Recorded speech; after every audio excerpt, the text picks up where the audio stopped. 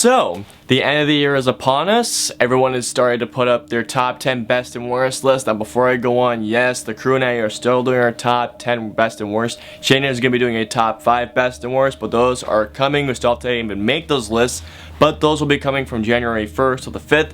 So just hold on a little bit longer, guys. We're just as excited to do those lists as you guys are. But if you guys remember correctly, in the beginning of the year, I did my top 5 most anticipated horror films of this year. You guys really liked that list, so I thought I would come back for the end of the year since that horror films have finished their run and tell you guys my top 5 favorite horror films of 2016. Now before I go on, I just want to establish a few ground rules here. First of all, this is my list. If you guys don't agree with my list, I do apologize, but this is my list. 2, these are the films that I loved, which kind of goes with my number 1 rule. If you guys don't like the films, I apologize. These are the films that I love. And 3, we're just trying to have some fun here. Everybody who watches this video loves horror films. We love being scared.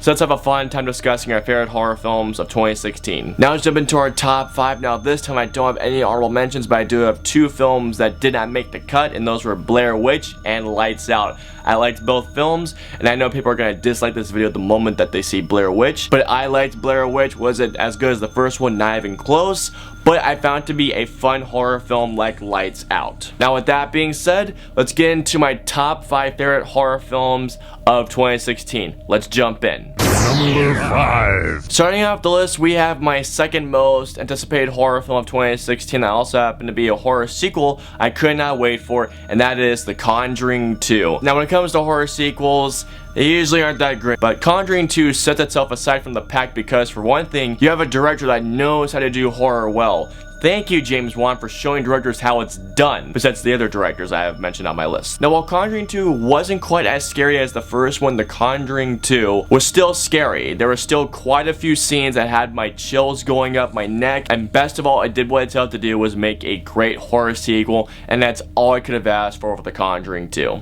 Number 4. Coming in number 4 was a horror film that was released on Netflix, but I wish it was released in the theaters because this would have been a hell of a crowd pleaser, and that is Hush. Hush is directed by Mike Flanagan, a filmmaker who I wish had more attention because, my god, this guy is one of the few horror directors to do the genre right. This is nothing but a fun home invasion thriller that features smart writing, one of the smartest female protagonists, and one of the smartest villains written in horror film history this year at least. That at times had my friend and I screaming at our TV screen, either going like, "No!" or "Yes!" One of the most fun times I've had watching a horror film in recent memory. I gotta tell you guys, Mike Flanagan is on a roll, and this proves so with my number 3. Number 3. Coming in at number 3 is a horror prequel that I was not excited for at all, but the moment I heard this guy's name attached, I got excited for it, and that is Ouija: Origin of Evil. As I stated in my review,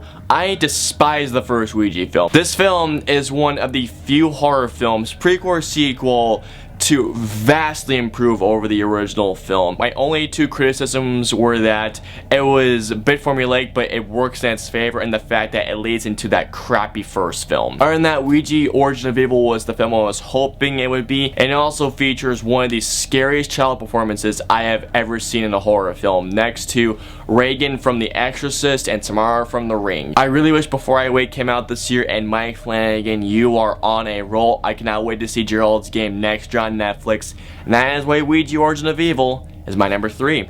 Number 2. Coming in at number 2 was the scariest roller coaster ride of the year, and that is Don't Breathe. If you want a film that's relentless in its tension, look no further, because this film, holy shit, this film had me on the edge of my seat the entire time. Walking out, I described this as Outlast the movie because, like the enemies in Outlast, you want nothing to do with the main antagonist. You just want to run and hide and hope to God you do not get spotted, because if you do, you are screwed. What this film is really about is having a relentless, tension-filled time at the movies, and did exactly just that. There was not a sequence in Don't Breathe that did not have me not holding my breath. It's number 1. Alright guys, here we are, my favorite horror film of 2016.